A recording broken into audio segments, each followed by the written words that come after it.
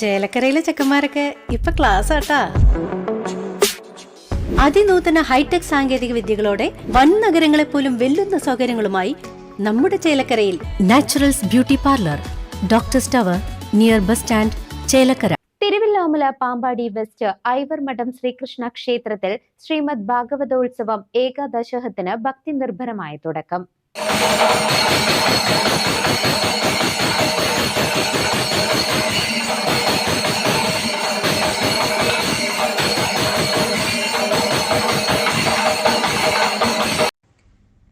November 27 മുതൽ December 8 വരെയാണ് ഏകദശാഹം നടക്കുന്നത്. ഐവർമഠം ശ്രീകൃഷ്ണ ക്ഷേത്രം ട്രസ്റ്റാണ് സംഘാടകർ.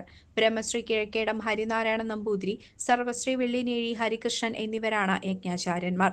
ബ്രഹ്മശ്രീ മാടശ്ശേരി ഉണ്ണികൃഷ്ണൻ നമ്പൂതിരി, ബ്രഹ്മശ്രീ പുല്ലൂർമണ്ണ ഹരി നമ്പൂതിരി കോഴിക്കോട് എന്നിവർ സഹാചാര്യന്മാരാണ്. ഐവർമഠം ശ്രീകൃഷ്ണ ഓഡിറ്റോറിയത്തിൽ വെച്ചാണ് ചടങ്ങുകൾ നടക്കുന്നത്.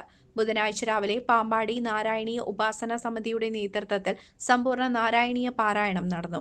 വൈകിട്ട് യജ്ഞാചാര്യന്മാരെയും മറ്റ് വിശിഷ്ട വ്യക്തികളെയും പൂർണ്ണ കുംഭം നൽകി ശ്രീമദ് ഭാഗവതോത്സവ വേദിയിലേക്ക് സ്വീകരിച്ചാനയിച്ചു. വേദമന്ത്രോച്ചാരണങ്ങളും താലപ്പൊലിയും വാദ്യാഘോഷങ്ങളും അകമ്പടിയായി. തുടർന്ന് ശ്രീമദ് ഭാഗവതോത്സവത്തിന്റെ ഉദ്ഘാടനം ഭദ്രദീപം തെളിയിച്ച് റിട്ടയർഡ് ജില്ലാ ജഡ്ജി ടി ഇന്ദിര നിർവഹിച്ചു.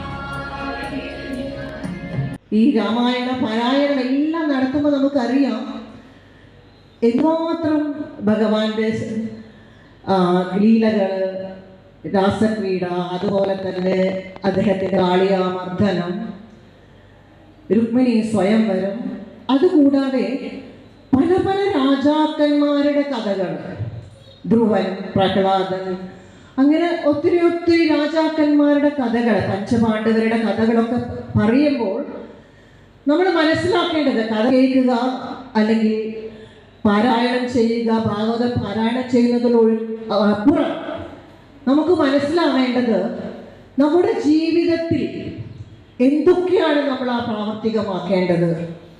രാമായണമായാലും ഭാഗവതമായാലും ഒരു മനുഷ്യൻ ചെയ്യേണ്ട, നമ്മൾ കലികാലത്തിൽ ജനിച്ചു, മനുഷ്യനായിട്ട് ജനിച്ചു, ഇനി മരിക്കുന്നത് വരെ നമ്മൾ എന്തൊക്കെയാണ് ചെയ്യേണ്ടത്, എത്ര നല്ല മനുഷ്യരായിരിക്കണം, എന്തൊക്കെ ധർമ്മനീതികൾ ചെയ്തുകൊണ്ട് വേണം നമ്മുടെ ജീവിതം മുന്നോട്ട് പോകാൻ എന്നുള്ളതാണ് ഓരോ കഥകളും പറയുന്നത്.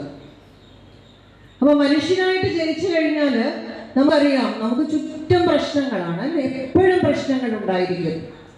പക്ഷെ ആ പ്രശ്നങ്ങളെയൊക്കെ തരണം ചെയ്യാൻ നമുക്ക് ഒരേ ഒരു പ്രതിവിധിയേ ഉള്ളൂ, എന്താ? ഭഗവത് നാമം, ഈശ്വരനോടുള്ള ആ നമ്മുടെ പ്രേമം.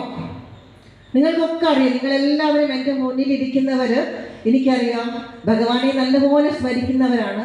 നിങ്ങളുടെ ജീവിതത്തിലും ഒക്കെ അനുഭവങ്ങൾ ഉണ്ടായിരിക്കും. എന്തെങ്കിലും കഷ്ടപ്പാട് വരുമ്പോൾ അല്ലേ ഭഗവാനെ എന്ന് വിളിച്ചാൽ ഓടി വരികയായി ഭഗവാൻ. ഐവർമഠം ശ്രീകൃഷ്ണ ക്ഷേത്രം ട്രസ്റ്റി MV അശോക വാര്യർ അധ്യക്ഷനായിരുന്നു. രാഗരത്നം മണ്ണൂർ രാജകുമാരനുണ്ണി മുഖ്യാതിഥിയായി. ഗോപി N പൊതുവാൾ, വ്യാപാരി വ്യവസായി ഏകോപന സമിതി ജില്ലാ വൈസ് പ്രസിഡന്റ് P നാരായണൻകുട്ടി തുടങ്ങിയവർ സംസാരിച്ചു. ഈ ഭാഗവതോത്സവം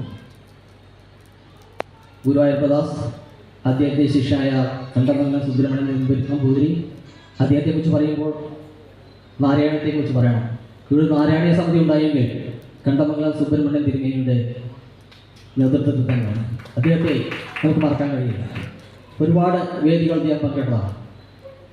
അതിനുശേഷം എത്രയോ ആചാര്യന്മാർ നമ്മുടെ ഈ വേദി ഭാഗവതോത്സവത്തിന് വിളിച്ചുചേർന്നിരുന്നു.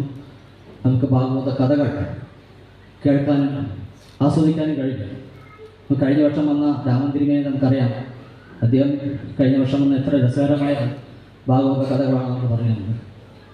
അതേമാതിരി എത്രയോ വേദികളുണ്ട്. ഈ വേദി എത്രയോ ആചാര്യന്മാർക്ക് നമുക്ക് കേൾക്കാൻ, ആചാര്യന്മാരുടെ കഥകൾ കേൾക്കാൻ നമുക്ക് അവസരം ഉണ്ടാക്കി തന്നിരിക്കും. നിരവധി ഭക്തജനങ്ങൾ ചടങ്ങിൽ പങ്കുകൊണ്ടു.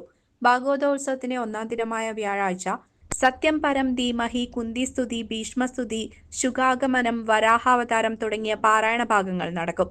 CCV news, Thiruvilwamala.